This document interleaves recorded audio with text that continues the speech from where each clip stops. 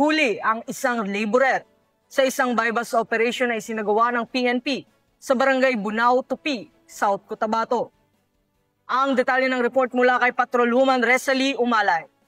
Arestado ang isang 45 anyos na laborer na si alias Sami sa isang bypass operation sa barangay Bunao noong Oktubre taong kasalukuyan, bandang alas 7:20 ng gabi. Isinagawa ang operasyon ng Tupi Municipal Police Station, katuwang ang iba pang unit ng pulisya at sa koordinasyon ng PDEA 12. Nahuli ang suspect sa aktong pagbebenta ng hinihinalang shabu sa isang pusher buyer. Nakuha sa kanya ang isang mark sachet ng hinihinalang shabu at siyang sachet sa loob ng plastic container at 500 bypass money.